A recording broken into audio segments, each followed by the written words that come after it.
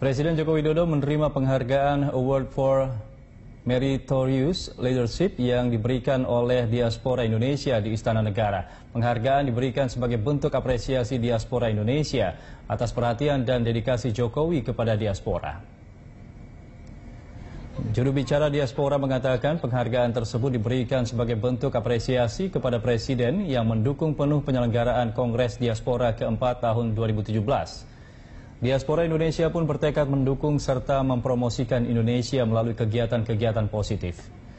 Presiden Jokowi mengatakan akan terus mendukung diaspora Indonesia khususnya dalam peningkatan ekspor dan komitmen investasi asing ke Indonesia. Selain itu, Menlu juga meminta diaspora tetap bersinergi dengan pemerintah di bidang pariwisata, salah satunya dengan mempromosikan destinasi wisata di Indonesia.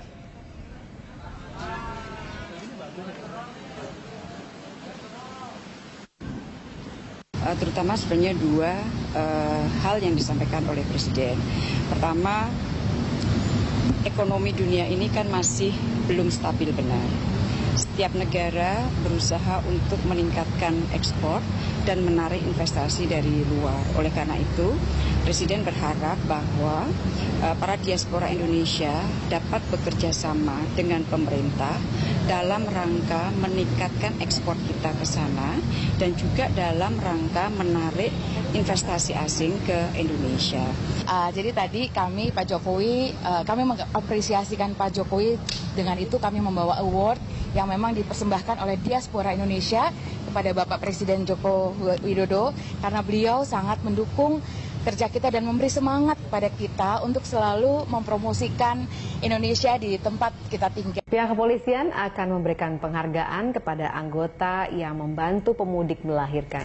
Selain itu, penghargaan juga diberikan kepada anggota yang berperan aktif membantu kelancaran mudik Lebaran 2017. Brigadir 2 Lendra akan mendapatkan penghargaan saat peringatan Hari Bayangkara 10 Juli mendatang.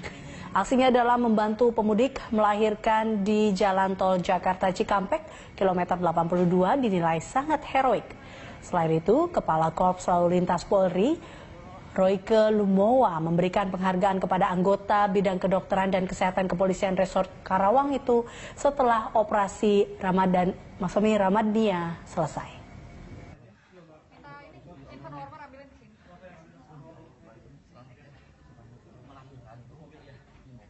Dan bahkan ada yang mendapat bonus, ya. Ada beberapa anggota yang mereka dengan tulus ikhlas membantu masyarakat yang sakit. Ada yang melahirkan ibu-ibu pada tanggal 1 Juli, ya, dibawa ke rumah sakit dengan tulus. Kita berikan penghargaan dan saya kira nih kelahiran ini juga merupakan kado ulang tahun untuk Polri di Hari Bayangkara yang akan nanti upacaranya kita laksanakan tanggal 10 Juli. Pemirsa, sejumlah pejabat Kabupaten Purwakarta yang tadi mendatangi Rumah Sakit Siloam Purwakarta untuk mengetahui nasib bayi yang lahir di Tol Cipali kemarin. Bayi Bayangkariwati pun dibawa pulang ke Jakarta setelah ayahnya mengumandangkan azan di telinganya. Sejumlah pejabat Purwakarta mendatangi Rumah Sakit Siloam Purwakarta guna mengetahui kondisi terakhir bayi yang dilahirkan di bahu Tol Cipali kilometer 82. Bupati Purwakarta, Dedi Mulyadi, serta Kapolres Purwakarta, Hani Hidayat, memberikan bingkisan dan ucapan selamat kepada orang tua sang bayi. Bayi yang diberi nama Bayangkariwati Ramadnia ini dalam kondisi sehat di ruang perawatan Rumah Sakit Siloam Purwakarta. Ibu sang bayi, Sugiyati, warga Lasem Rembang, Jawa Tengah, mengaku saat dalam perjalanan tidak merasakan tanda akan melahirkan, hingga ia berani menyusul suaminya yang telah berada di Jakarta menggunakan bus umum. Dia nggak tahu ya, pasrah yang puasa aja gitu. Pasrah yang puasa aja. Sebelumnya dipisah nggak?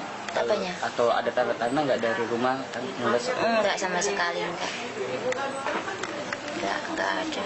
Tapi di bus mulai kerasa ya, Bu? Itu saya kan turun di Cirebon. Semuanya kan bisnya itu nggak ada, toiletnya nggak ada.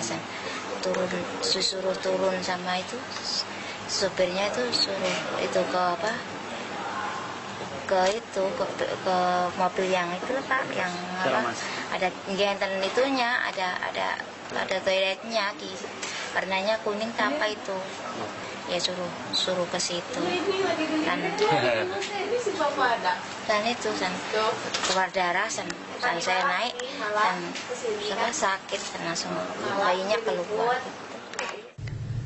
Sementara pemerintah daerah Kabupaten Purwakarta menanggung semua biaya persalinan Sugiyati dan memberikan modal untuk usaha rongsokannya. Ya kalau gini loh, kalau saya kan selalu mengamati setiap peristiwa yang terjadi di Purwakarta, pemerintah daerahnya selalu monitor. Sejak kemarin saya monitor, karena kebetulan saya lagi di Subang. Dan saya cek sehat lah, udah besok pagi aja kita lihat. Dan hari ini kita lihat, kebetulan istrinya warga Jawa Tengah, suaminya warga Cirebon. Ya kita berikan atensi ya. Dari sisi aspek pembiayaan kan sudah di-cover sama BPJS. Sudah nggak ada problem. Terus kemudian seluruh biaya angkutan sampai nanti diantar ke rumahnya sudah ditangani oleh Polres Purwakarta. Ya kita ikut berpartisipasi sedikit lah. Karena dia kan pemulung di Jakarta, terus kemudian tinggal itu di rumah bosnya. Saya nanti tadi nitip untuk modal usaha bapaknya atau ayahnya karena ini anak yang pertama. Siapa tahu nanti kalau biasanya ngoleksi keliling mulung, nanti dia bisa juga beli. Itu cukup itu untuk modal beberapa ratus kilo ya.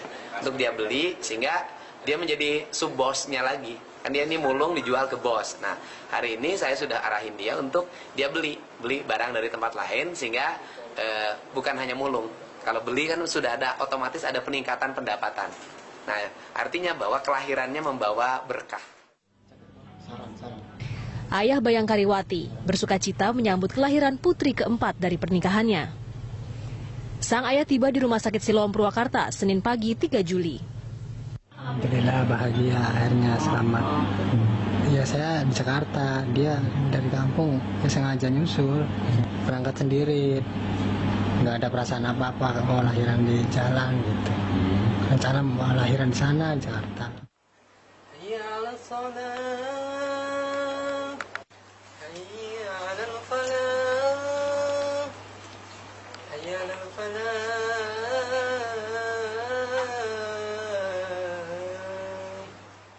Usai didengungkan, suara azan oleh sang ayah bayi Bayangkari dibawa ke Jakarta sekitar pukul 14 waktu Indonesia bagian Barat.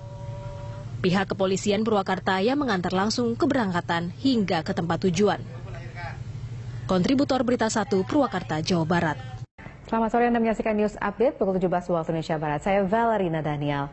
Meski libur cuti bersama dan libur lebaran relatif panjang, namun banyak PNS yang bolos di hari pertama masuk kerja.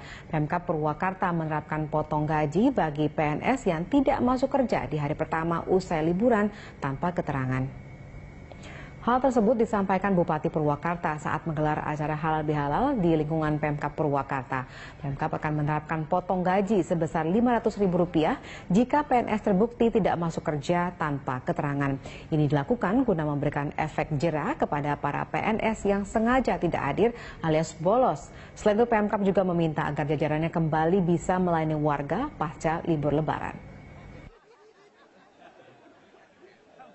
Bulan kan dipotong nanti bulan depan gajinya 500.000. Iya dong, 500.000. Jadi kalau yang hari ini tidak masuk kerja tanpa alasan, bukan cuti, nanti bulan depan 500.000 hilang itu dari gajinya. Saya potong. Ya nanti kan kita hari ini dicek, kan ada sistem di setiap kantornya masing-masing yang online bisa memastikan ada yang masuk dan ada yang tidak masuk. Ini mungkin tidak dilakukan di tempat lain ya, di mana nanti jam 7:15 mereka sudah ada di ruang kerjanya masing. Luar Jakarta, hari pertama kerja pasca libur lebaran di Pemkot Bogor masih diwarnai oleh banyaknya PNS yang datang terlambat. Wali Kota Bogor menegaskan pihaknya akan memberikan sanksi tegas terhadap PNS yang membolos di hari ini. Hari pertama masuk kerja di lingkungan Pemkot Bogor dilakukan dengan apel bersama dan halal bihalal bersama seluruh PNS. Hari pertama kerja hari ini masih banyak PNS yang tidak disiplin, yaitu datang terlambat hingga membolos. Wali Kota Bogor Bima Arya Sugiarto menegaskan, meski hari ini hari pertama bekerja, namun tidak ada prioritas khusus dan akan memberikan sanksi sesuai aturan yang berlaku bagi PNS yang tidak disiplin. Ia menekankan jajarannya untuk tetap bekerja melayani warga. Setelah ini saya langsung rapat koordinasi. Ya. Macam-macam lah. Terutama monitor perkembangan kota dan lain-lain. Tidak ngecek. Pak, kalau misalnya ada yang nggak masuk hari ini, kita bolos? Pasti. Ya, bagi PNS DKI yang membolos pada hari pertama Lebaran ini, sanksi apa yang akan diterapkan oleh Pemprov DKI kepada PNS-PNS yang membolos ini?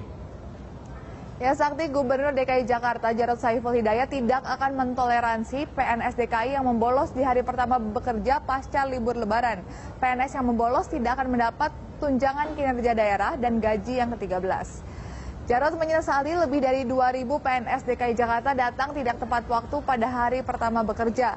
Ia meminta pengecekan alasan PNS yang tidak masuk pada hari ini. Jarod menilai setelah 10 hari libur Lebaran seharusnya staf Balai Kota lebih bersemangat dan siap untuk bekerja.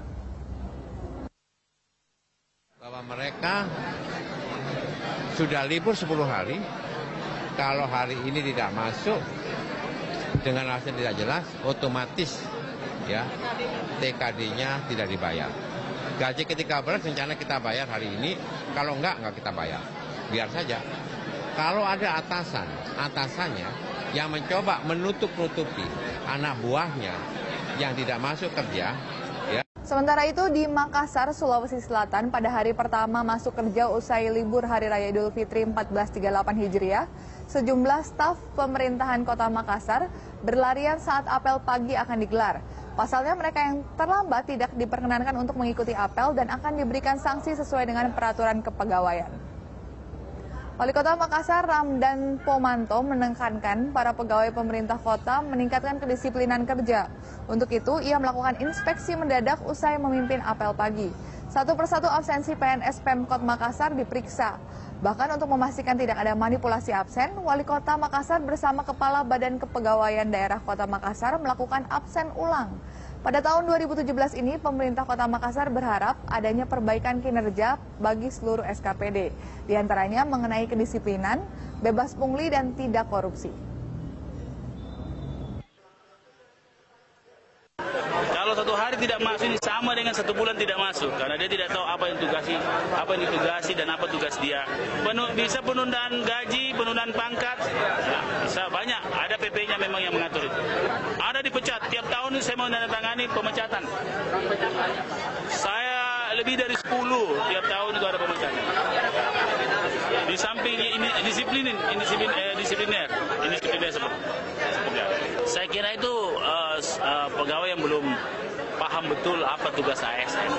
Saya kira terlambat pun pasti disanksi.